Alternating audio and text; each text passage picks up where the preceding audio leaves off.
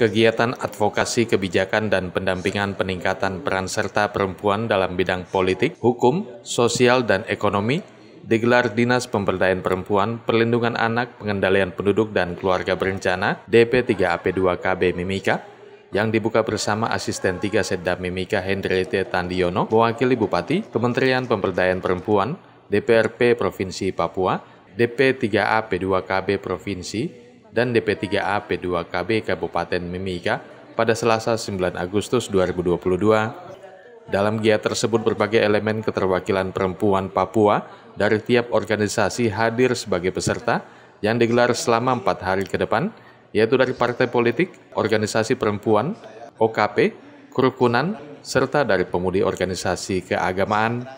Berbagai pemahaman dan pengalaman serta sharing dipaparkan oleh pemateri dari Kementerian Perempuan, DP3AP2KB Provinsi Papua, dan Mimika dalam upaya melakukan edukasi untuk membentuk mental perempuan Papua agar berani mengambil peran dalam pembangunan di bidang politik, hukum, sosial, dan ekonomi mulai kini dan nanti.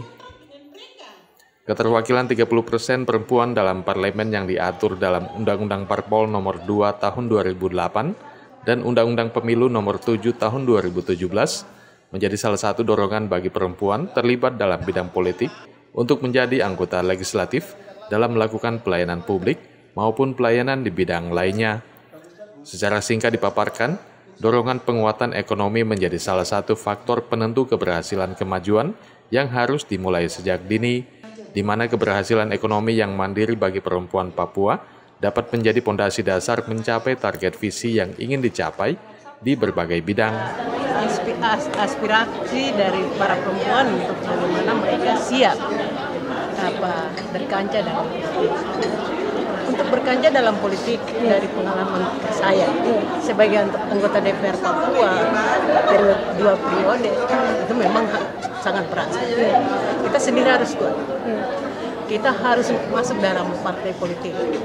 Bagaimana menunjukkan kredibilitas kita, menunjukkan potensi kita untuk bisa dapat dipilih, baik di dalam partai politik itu sendiri dan juga masyarakat.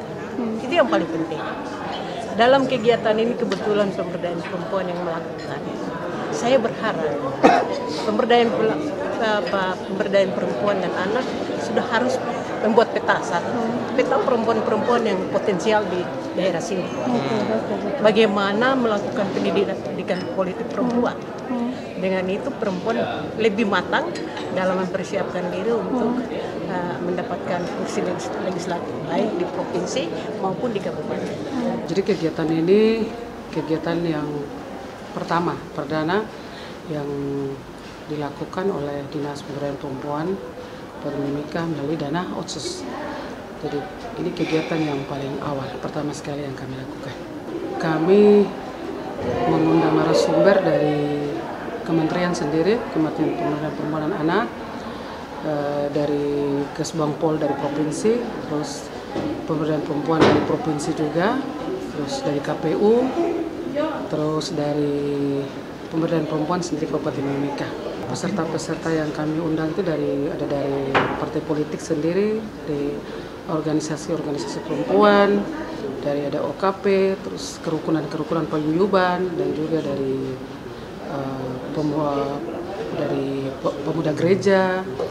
Harapan kami dari setelah mengikuti kegiatan ini, mungkin kegiatan ini menjadi pegangan buat ibu-ibu atau perempuan-perempuan Papua ini, adik-adik yang mengikuti ini, pegangan mereka.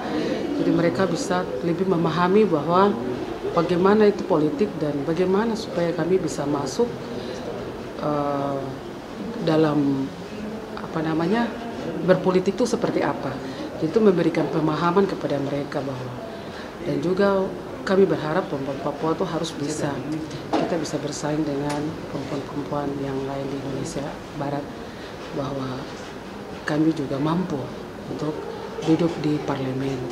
Selain politik, ada ekonomi juga, di bidang sosial dan ekonomi. Jadi mereka juga berbagi peran bagaimana perempuan itu bisa ada di bidang sosial dan ekonomi juga.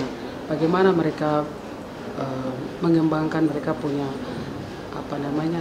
kebolehan atau mereka punya bagaimana mereka bisa mereka bisa bersaing dengan perempuan-perempuan lain dalam hal ekonomi dan sosial mungkin seperti itu. Antusiasnya memang sangat luar biasa, wow. Artinya mereka banyak sekali punya keinginan, kerinduan, dan banyak sekali pertanyaan-pertanyaan yang mereka sampaikan. Nah itu sebagai bukan curhat tapi kerinduan mereka selama ini yang saya lihat, dan kita positif saja terima itu. Apapun yang mereka sampaikan itu saya pikir itu jadi pegangan juga buat kita untuk bagaimana kita harus bekerja lebih giat lagi untuk kita melihat mereka punya kekurangan-kekurangan atau pesan-pesan mereka yang mereka sampaikan kepada kita. Itu jadi tanggung jawab buat kita. Perempuan maju. Perempuan maju. Papua. Tim Liputan Papua MCTV. Perempuan Papua.